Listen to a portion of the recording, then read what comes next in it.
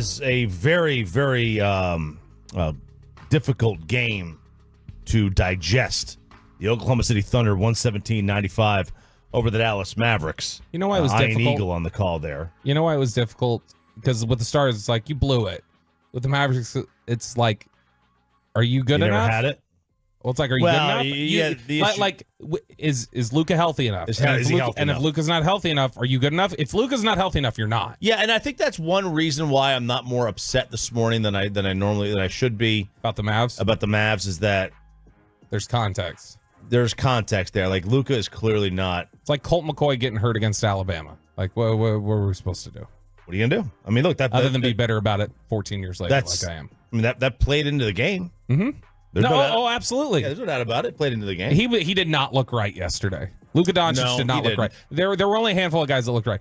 Derrick Jones Jr., my God, that guy, I love watching. Like, I get giddy seeing like an offensive rebound go up in the air, knowing he might fly in and just slam it. That dude is such a freak. Watching him go up. And Daniel Gafford played really well. Josh Green had a decent game last night. He did. But the problem is that Luka wasn't himself, and Kyrie didn't. He didn't take over early enough. Kyrie wasn't selfish enough. He wasn't. You need Kyrie to be more selfish, and you need Kyrie not to play nearly as sloppy. The turnovers early with Kyrie were odd. Like that one where he's just kind of lazily passing it to Luka at half court and it just got stolen away. I think it was by Jalen Williams. That it's like, what are you doing? Yeah.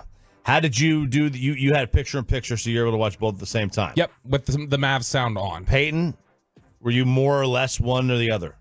I was back and forth. I didn't do the picture-in-picture. I have DirecTV Stream. I don't think I can do that, or I haven't figured it out. Bunch of pro boys, y'all aren't getting into the New York started club. off with Mavs, though, because they started at like 8:37 or something. Well, yeah, I mean, the Stars game, shoot, you had to wait. I mean, the Hurricanes-Ranger game went long. So that was 8:50. And then they moved it to, ESPNU? Yeah.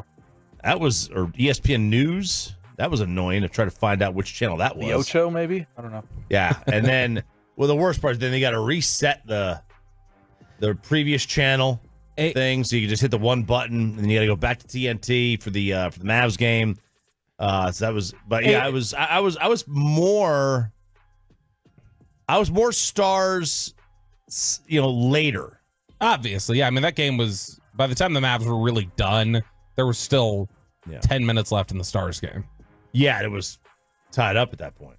My gosh. Okay, 817. Guys, Oklahoma's the number one seed, so ease up on your homers. Also recognize that this is a different Mavericks team post-trade deadline. We're not talking about, Dallas is the number 5 seed or whatever else, but Dallas ultimately was one of the 2 or 3 best teams in basketball over the last 2 months of the season.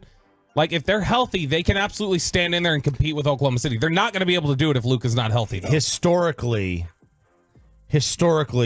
teams like Oklahoma City who are young and have never made the playoffs before as a core don't make the conference finals. More than any other sport. More than any other sport, the NBA generally tells you have to learn to lose before you can win. So that's why we were so confident with the Mavs. It has nothing to do with the Mavs. The Mavs are not some juggernaut of a team. Now, they played really well after the trade deadline, but they're not some juggernaut. And we did, I think, both say, if Oklahoma City won, it wouldn't be stunning. No. Oklahoma City's a more talented team, arguably. Right. Like, if the Mavs ran into, maybe Minnesota in the second round, I'd have thought, okay, maybe Minnesota, because they've, I just feel like they're further along, a little bit further along than OKC, even though they didn't have as good of a year as OKC did. We did have somebody text in earlier say they went to the game last night, said it was the most hostile crowd they've ever been around as a visitor.